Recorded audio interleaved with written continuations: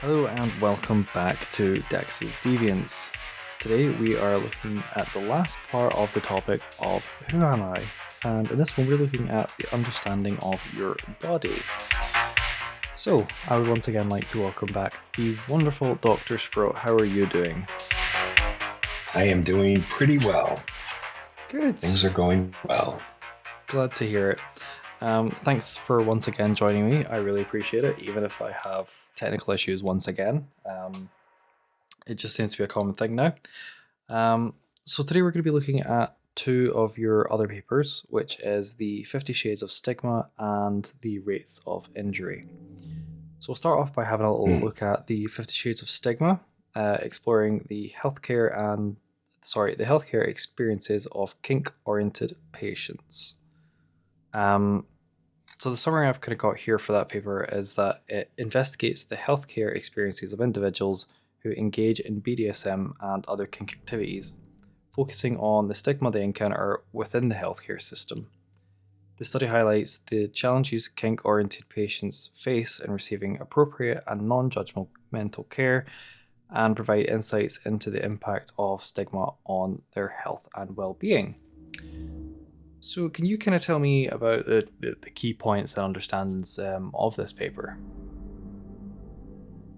Yes, I think, first off, these papers are part of a major focus for myself and my research team at the Alternative Sexualities Health Research Alliance, Mhm. TASHRA, um, because we do feel like one very direct way to improve the health and well-being of people who are kinky is to make sure that they have access to good quality, competent medical care. Because what we do is very edgy. It's very edgy physically. It's very edgy psychologically. So and of course, what we had noticed is that people often don't get very good care. They get treated poorly. They experience sometimes direct discrimination. We've had reports from, our study participants that, and like in terms of mental health care, of being told, you have to stop your kink or else I won't see you anymore.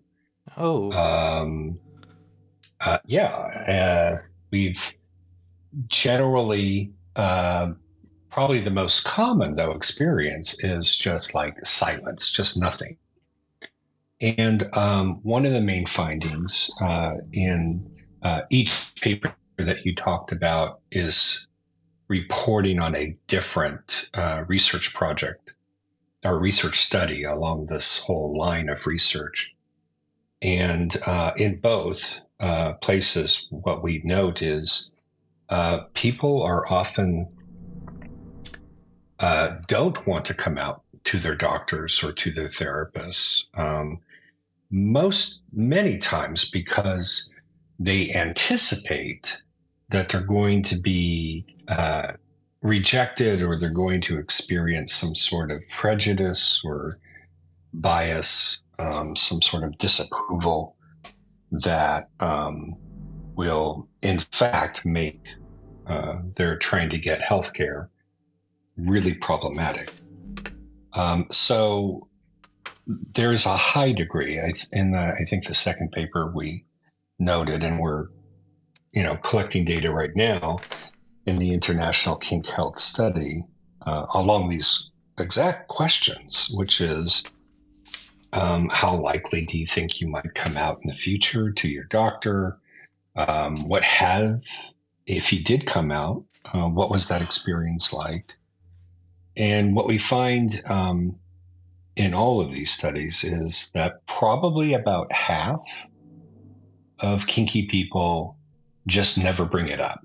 Even if they have an injury or they have a question about, hey, I'm doing this, how might that impact my health? they have questions, and they have a real interest in knowing these answers, and they want to have, medical professionals, mental health professionals, but they don't feel like they can. And that the fact that about half the time people don't come out, um, I think is kind of, it's an issue in terms of, well, we need to reach out to these doctors and therapists and medical people and educate them about kink, and that it's not antisocial, it's not dangerous. You know, these are not um, narcissistic sadists running around harming people.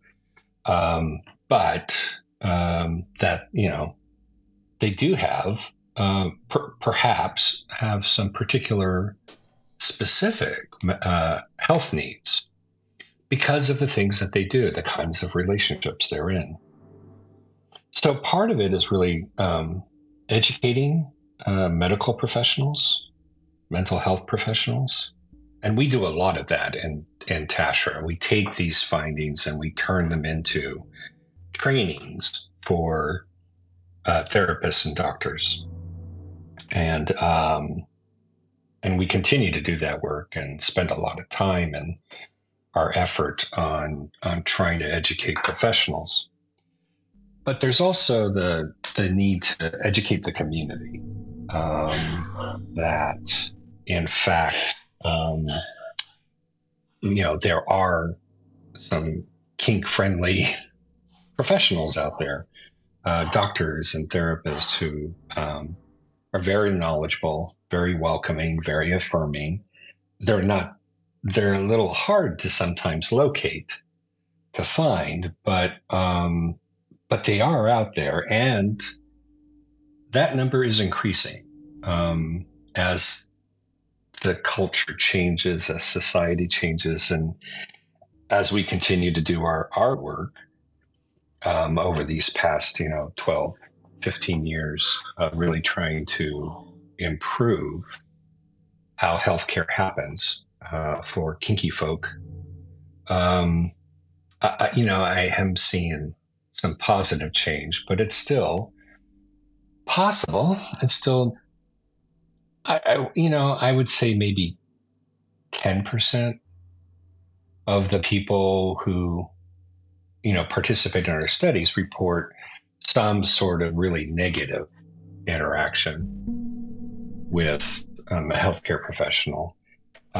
So most of the time, um, if they do come out, it generally is often just met with kind of like silence, um, because a lot of professionals just don't know what to ask or don't know what to say, especially if they're being asked like advice or, um, hey, I'm doing this particular kink activity. Is there anything I should watch out for? Um, and many of them feel like they can like sort of generally address those questions. But often, since they really don't understand what it is people are doing or how they're interacting, they may miss a lot. Um, so, what we note in our studies is that a lot of people kind of get their health information from other kinksters or online. They Mhm. just go Yeah. online and they Google it or search for it, and sometimes that information's not really accurate or Yes. helpful.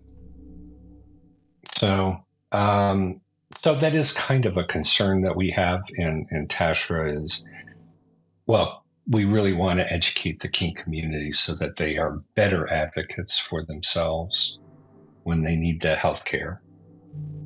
Yeah.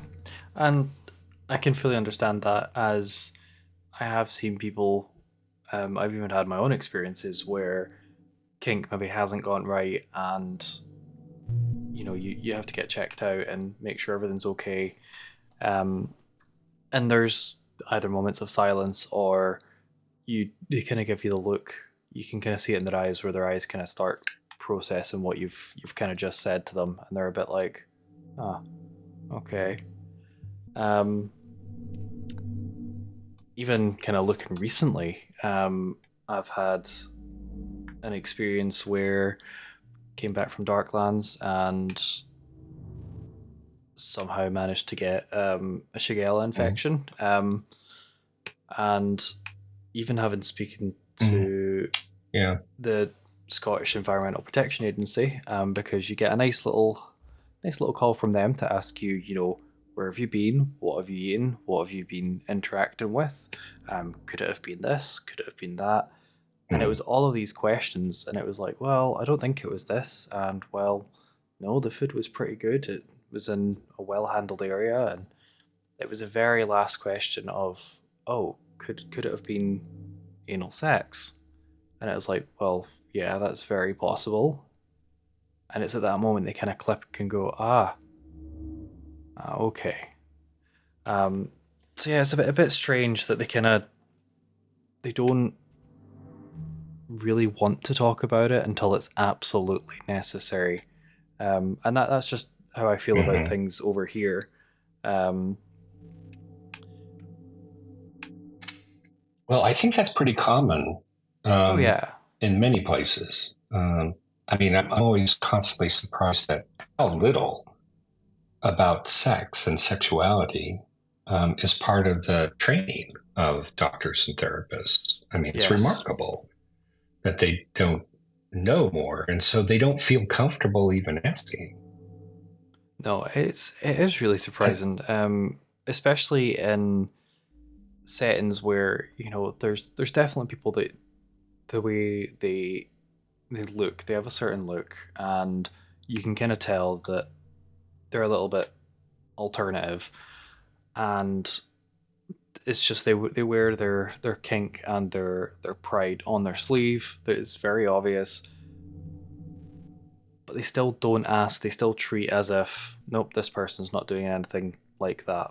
Um, and I certainly feel that definitely takes away from the quality of care.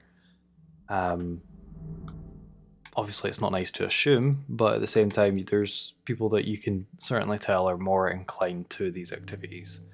Um, mm, but one of the statements I've got from this is kink behaviors such as biting, whipping, or rope bondage can lead to physical injuries. In this context of understand your body, how can people minimize injury while still participating in these kinks? I know these kinks are kind of a little bit more on the yeah. physical side, but what is something people can actually do to try and minimize injury and then hopefully avoid these trips where they're going to have these awkward conversations? Well, I really do think it's amazing to me that the range of kink education that community members have. Some of them are doing things without a lot of guidance, with, they've seen a video, maybe, but they haven't had a mentor. They haven't gone to like, a class, or they haven't gone to an event where there's, demos and discussion about like safety, Mm. in addition to other techniques for like making the scene better. So some people really don't have an experience, or sometimes even a capability of accessing um, the the the wisdom and the education of the community when it comes to how can we do this stuff more safely. And then some people are able to, find a mentor, find someone who can teach them some skills specifically for that kind of scene. And that definitely helps lower the possibility.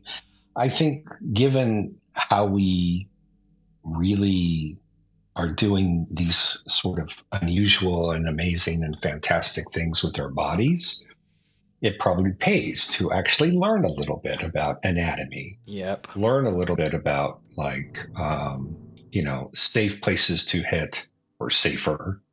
Mm. places to hit, and one of the common things we see, probably the most common kind of injury we see, at least in our studies, is some sort of problem with bondage. Lots of people are doing bondage, Mm. but if you don't do it right, it's really easy to cut off circulation or to Yeah, damage a definitely. nerve, or a whole host of problems can happen with bondage, rope bondage. Um, and so that actually does require, I think, a lot more training, a lot more mentoring, a lot more skill, and still, we find that even if you've done all that, accidents can still happen. One of the more we have a research team member who's doing a deep dive into specifically bondage and bondage injuries. And uh, one of the things that our data is suggesting is that, not surprisingly, one of the more, I guess you could say, risky um, bondage activities is suspension bondage. Now, Yes. not a lot of people do it. I think about 10 or 15% of the people involved in bondage do some sort of suspension bondage. But you know what? People fall. People, they something happens, and they end up landing on their bodies in really painful ways. And other kinds of things can happen when it comes to suspension bondage. So that really is a very like high level skill, and I think we, as a community, it has a lot of rewards. It's an amazing experience, and it's very challenging to do as a top, as a rigger. But it's also something which runs a much higher risk. So trying to be prepared, really looking at um, different ways that you can address things in the environment, so that if a problem does happen, if a fall does occur, um, are there ways to kind of decrease um, the possibility of injury. So I think that when we look into it, there are like some specific areas that, as a community, I think we could do better, even just become more aware of, like, oh, that kind of bondage um, does require a lot more practice, a lot more safety precautions taken. And rather than thinking, well, I saw it at the last play party, I saw it at the last event. We went to this great event. They were doing a demo up on stage, so it can't be that hard. Uh, well, as Yeah. usual with kink, what it looks like from the outside is very different than how it actually is. Oh, So, what might definitely. look easy, or you know, even what might look even spontaneous, is probably actually pretty planned and thought through, and a person has a lot of experience, more than what it might appear to be. Yeah. No, it genuinely, when you said that, that was not something I'd even considered as a possible injury. Is suspension bondage, people falling, um, and I think that comes from I. It's one of the demonstrations that they do quite frequently at Darklands is these suspension bondage demos, where people from the crowd can just take part, get suspended, and be teased and all of that. And I think Mm-hmm. because I have seen it done by people that have been doing it for years and years and years and years and years, it's not something that I've went, oh, they could fall. And it's only when you mentioned it there I was like, actually, that is not something that geez. Okay, well, now that makes a lot more sense about bondage related injuries. I can understand circulation and stuff being cut off. Yes. It's, Yeah. yeah, or if you're, you know, differently abled like me, um, having my knees in the same position for too long will cause them to cramp and really hurt. And you cannot get ropes Mm, off quick enough, which is not great. yes. Um, Well, but undoubtedly, that's probably one of the things about it. I was always trained to have a pair of emergency scissors or something yeah, else like that nearby to cut through. But even that, it's not a quick removal no, always. no, it never So is. yeah.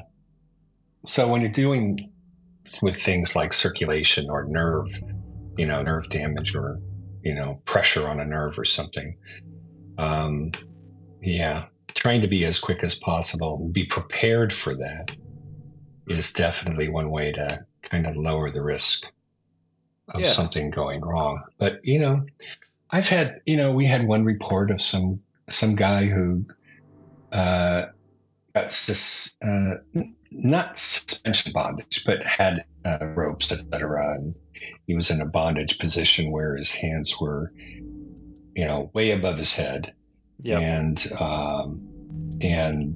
the ropes were around his hands and things like that, and he had problems with nerve issues with his thumbs for weeks afterwards. Oh, And at the time, it didn't feel like anything was going wrong.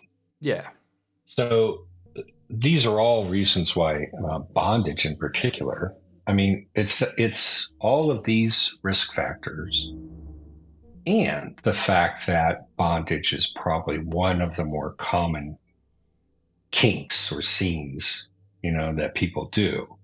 yeah, So that means when we look at the kink community as health researchers, we are like going, right there is where we need to start, because this this can affect the most uh, people in the kink community is like really addressing how to do bondage safer, uh, and I think for the most part, um, the kink community, the ones who really do a lot of education and mentoring and training, uh, they're they're they're kind of quite aware of all this. yeah, They do know a lot, but I think even that um, is definitely commendable. But probably we could improve it, because if we were a bit more careful about it and a bit more knowledgeable about what actually is happening in a bondage scene, um, we could probably lower the risk even more. And yeah, definitely just trying to get the education out, learn about it. yeah. Don't just assume that it's something easy that you can do at the spur of the moment. And on the opposite end of the education, you had one of the statements as one particular area of concern for kink oriented people is the issue of consensual kink activities being confused with intimate partner violence or abuse. So, how would an Yes. individual with kink related injuries, such as maybe rope marks or bite marks, um, navigate concerns or even legal concerns from others thinking it was IPV? Yes. So it's, I think the what we tend to do when we're actually educating doctors and therapists, et cetera, is uh, on one hand, especially with, I think, therapists who are sometimes a little uh, more suspicious of like dominance and submission kind of dynamics and dom Mm, sub play. Um, You know, they don't seem to have a problem with tying someone up, blindfolding someone, doing uh, what I sometimes call the slap and tickle, doing the physical things. But Yeah. sometimes mental health professionals get a little bit, they start to get a little anxious about power exchange. Yes. And so what we do is we talk a lot about, well, this is the way in which the kink community manages consent. So if you are worried that somebody is being abused, ask about these things, right? Which is, ask about how the negotiation went, right? Ask about if, I think one of the things from my other research projects on like low points and peak experiences on people's kink journeys, that's a different project. Um, but what we're hearing in that one is often um, people feeling like even if they're like crossing a boundary or getting overwhelmed with a scene, or if they are not feeling exactly as comfortable and as safe as they want, um, that they often feel like they can't or don't or shouldn't um, do a safe word or some sort of safe signal Mm-hmm. because that might piss off the other partner. That might mean they're not good enough to actually be playing. Um, there are lots of reasons why people don't speak up when they probably should when it comes to calling a timeout or calling a stop. Um, and so that can bleed on over to like, well, I had a consent. We call these, we make the distinction between consent mistakes and consent violations with the idea, because we think that often people might cross some sort of consent boundary, but by mistake. Mm-hmm. I didn't quite hear the safe word, or I thought that since we had negotiated X and Y is pretty close to it, that would be no problem. When in fact, it turns out that's not what the Oh yeah. sub or the bottom actually was agreeing to. So we do recognize that a lot of people can make consent mistakes. Mm-hmm. And we do find there are some people who have experienced sort of more intentional violation of consent. Like I just, the top thinks I really need to push you. The dom thinks, Yeah. you know, um, it's I don't know. It's for your own good, or um, I'm just going to take what I want.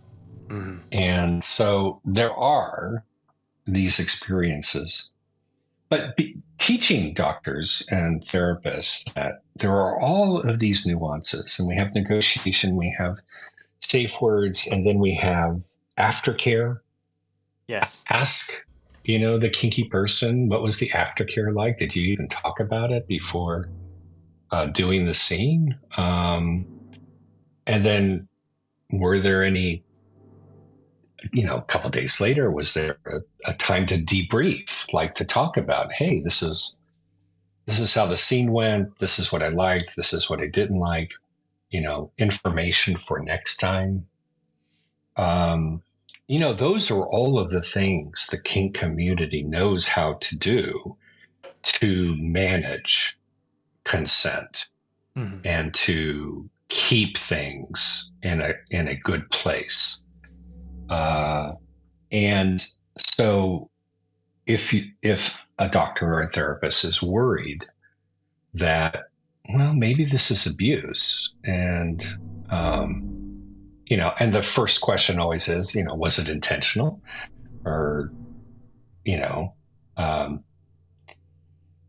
and getting more information about, like, did you agree to this, etc., and then to dig a little bit more about, what that might mean, because it really is complicated, actually. Consent isn't just a yes, no. Um, People are complicated. Oh, definitely. So how do you really um, get into it and know? And at the same time, I am glad that doctors and therapists and nurses, et cetera, are all sensitive to asking about uh, inter- interpersonal violence, Yep. intimate violence, because it also does happen in the kink community. We're not immune Oh no, to definitely. abuse happening. And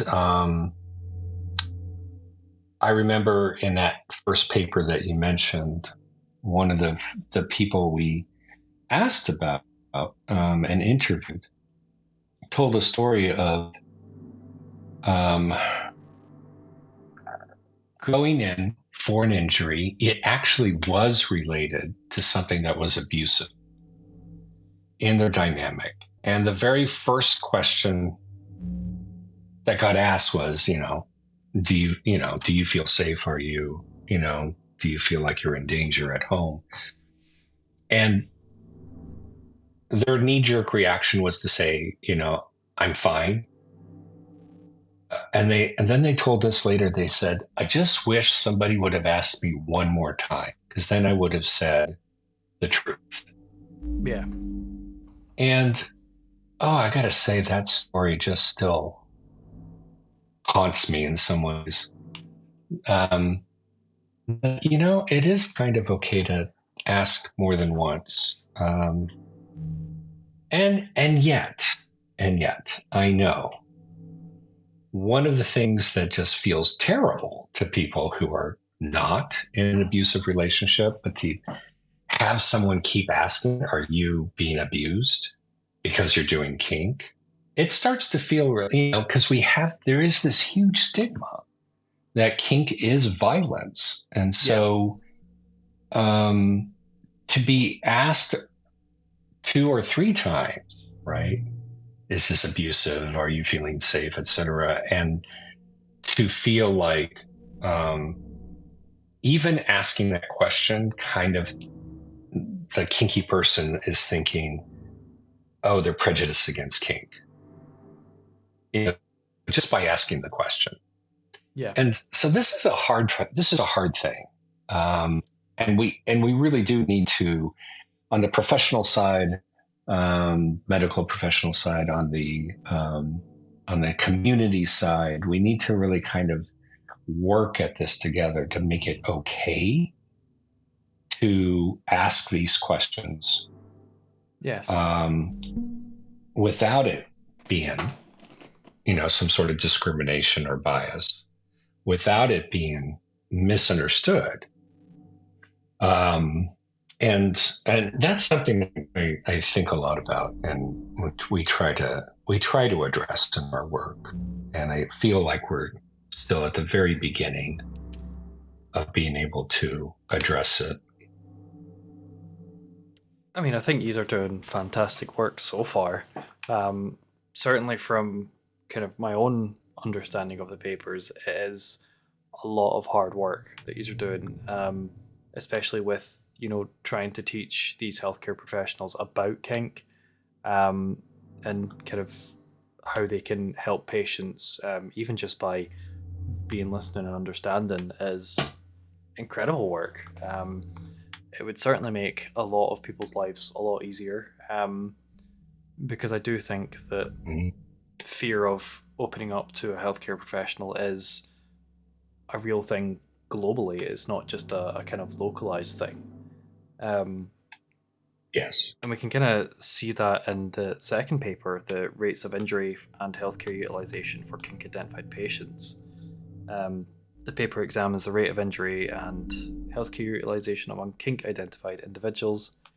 The study provides data on the types and frequencies of injuries related to kink activities and assesses how often kink identified patients seek medical care for these injuries.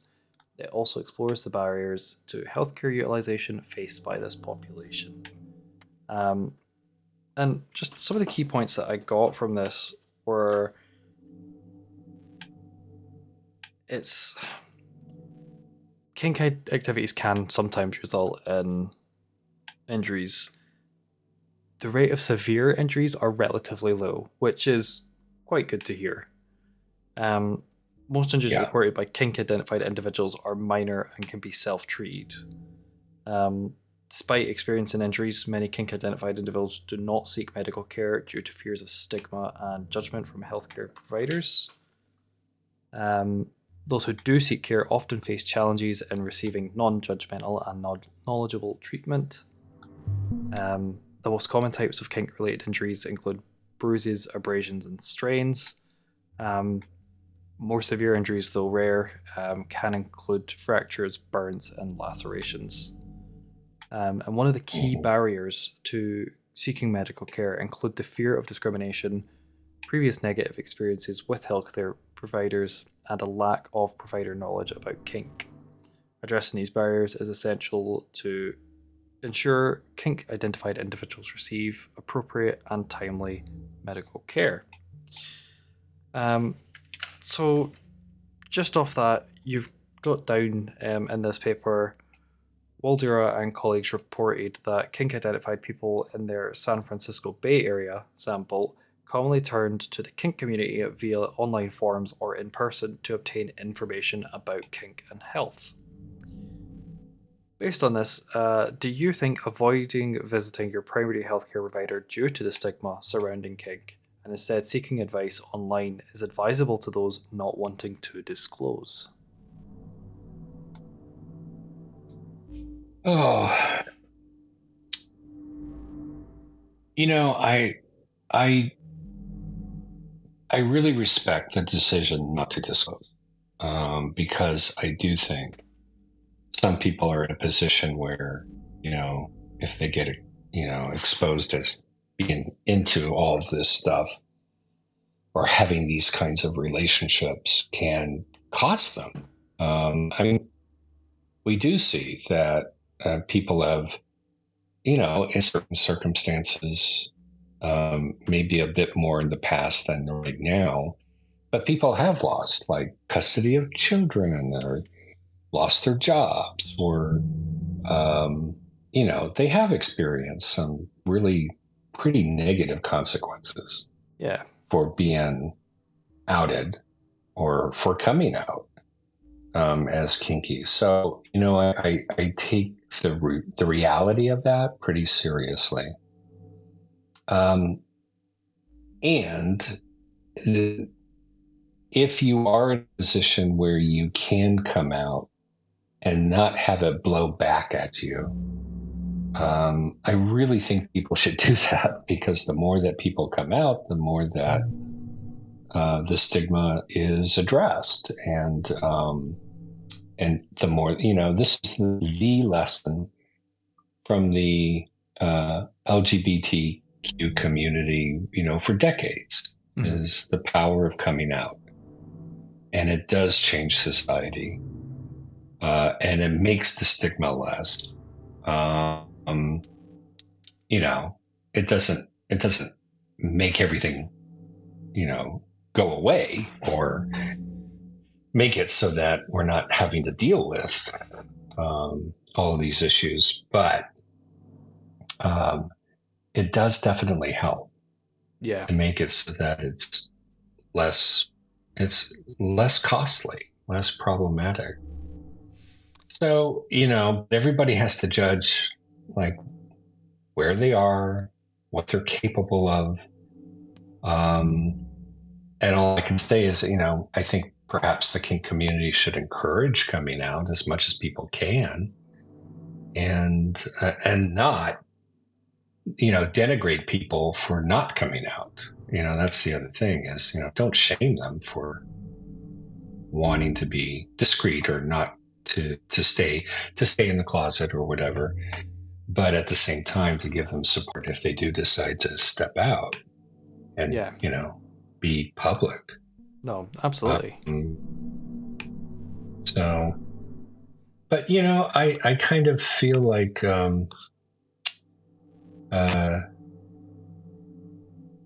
the that that's probably an area that the kink community could be talking about more, Yeah. is the importance of coming out, and can you do that in a way that um, really supports people, um,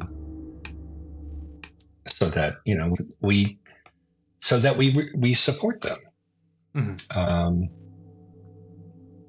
especially if things do go kind of badly. Well, just You on the know, back of that, later on you've written understanding the types and rates of kink related injuries would also be beneficial to providing high quality healthcare for this population. So, for that, should kink experts or researchers looking into the various aspects of kink be providing training and information to healthcare providers to allow for this understanding? yes. I would say that's the simple answer. Yeah. Um, it's like how often. I certainly know some people who have always felt like um, that educating the public about kink is an important thing for them. And so, they make themselves available to, the place I saw it most likely a number of years ago was, all right, I'll go to a human sexuality college class, where they're talking about this stuff, and I'll be on a panel and visit, to a class and answer questions from the students. And I've always thought that that was a pretty good um, a pretty good strategy. Mhm. Um, so, that, but that is kind of like that. That's a generational game, right? Where it's like, okay, maybe these people later on, when they get into their careers and they're professionals, maybe they'll remember, right? That wow, kinky people are people too. Um, and and so I think to a certain extent the, um, the change um, might take some time, but it's not going to happen on its own. No, of course You not. know, we gotta make it happen, even if it's going to take a while. Yeah. And the kind of final question I had on this paper is from another statement where you've written those who previously disclosed their kinks or their kink involvement to a provider were significantly more likely to acquire health information or advice compared to non disclosing people from all five sources: healthcare provider, therapist, friends, internet search, or kink specific online forum or group. Um, should there be an online resource for people not wanting to go to their healthcare provider in the first instance, where which can advise on certain like over-the-counter treatable conditions or advise if an ER visit is required? I I think that's a great project. Maybe you can do it. Oh, maybe I can do it. I I mean, but it's going to take, some people um, in the community wanting to help to make that happen, but Mhm. connecting to kink affirming, kink knowledgeable, kink friendly professionals. And so in Tashra, in our community based health research organization, we talk a lot about this. Mhm. And in fact, we've got a grant proposal we're currently working on um, that will kind of propose something like this, at least from the professional side of like um, providing those kinds of resources so that it's available online or available through an email or Mhm. even a phone call. And I think something comparable could happen with in the on the community side too. We try to do some of that in our own work with our community education teams. Mm. Um, and, ask the doctor, ask the therapist. Um, and, but, it kind of sometimes feels like um, we are uh, just doing it on a very small scale still. And I would like to see something bigger. And I'm not sure, you know, I am sure we cannot do it by ourselves. Mm. That it really is going to have to be a big effort by lots of people in the community. And I really do feel like there's a lot of people who might be willing to try to make that happen, but it's going to take a little bit of leadership, and it's going to take a little bit of you know dedication to getting it off the ground. But it's a great idea. It really is. Absolutely. Well, I think that is all of the questions that I kind of had for those papers. Um, so, just Okay. a kind of overall general question. Um, what is the importance of getting tested to know your own status? Well, this is an area we've also done some work on, and are proposing to do even more work in the coming couple of years. Mm. And in particular, are you talking about HIV specifically, or just Just um, STIs in general. It's in it's certainly a big STIs in thing over general? here. Yeah. Okay. Yeah. And that's, I have two thoughts. One is that we're just beginning to kind of explore the idea that, um, not surprisingly, when it comes to the kind of kinky activities that we do, that we might actually, because we're doing kinky things, might actually have different paths to catching something Mm. than the general vanilla population. It would be really great to know if that is true. And if it is, then training again, public health officials and medical and healthcare people to be on the lookout for and to ask, right, the relevant questions about, because, we get exposed to bodily fluids in really different ways because we're Yep. doing kinky things. And it may not be like in your own experience of like, it's the very last thing that's asked. And it's like, oh, there probably is a lot more, of things to ask about when it comes to kinky Mm. stuff. Yeah. So that's part of it, is that I feel like in some ways, um, because we're doing all of this adventurous stuff and sometimes even very unusual stuff, there are pathways to catching something, being infected by an STI or something that the general public health sort of approach uh, doesn't know about or doesn't address. Mm. Um, and I think that's a concern that can be addressed, that we can fix just by a little bit more research, definitely a lot more education. The other thing is that often kinky people, being very sex positive and um, sexually adventurous, that does include often being very sexually gregarious, just Yeah.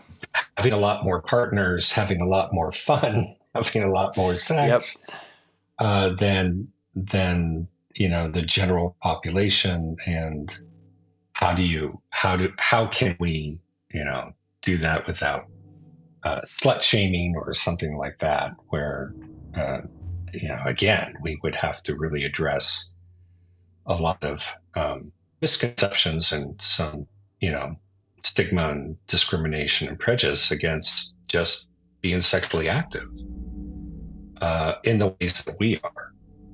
Yeah. So that, so even if you're not really doing all that kind of kinky stuff, the fact that we're still in a very sort of sex positive community, sex positive context, sexually charged, events and things like that, and having that be, you know, recognized Mm. and affirmed, that's okay. But here are some to, be careful about. So, between the being sexually gregarious and then doing unusual things, I think that the kink community, in some ways, is perhaps a bit more vulnerable Yeah.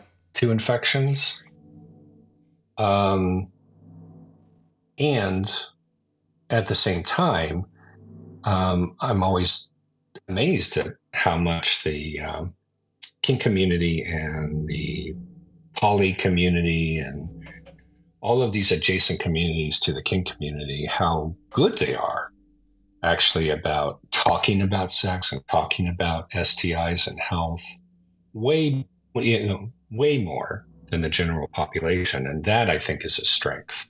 Yeah. Oh, 100%. I definitely feel like it's stuff that is more talked about in the community rather than just generally as a broader thing. Um, Mm. but yeah, I think I'm pretty much out of questions for you. Is there any last Okay. things that you'd like to add? Other than it would be great to come back in perhaps a year or so just to give you an update because we are in the middle of quite a lot of different research projects right now. This is a great time for us learning about kink and the kink community and health. And I'm looking forward to the next couple of years of really being able to dig into uh, dig into things and really try to answer some questions. Yeah. Well, I mean, you're always welcome back on the podcast. You are an absolutely fantastic guest, and your research is incredible. Actually have you bookmarked now so that I can see any future publications that you make, so that I can Okay. be one of the first to get my hands on them, and so that I can read through them and start generating more questions for you.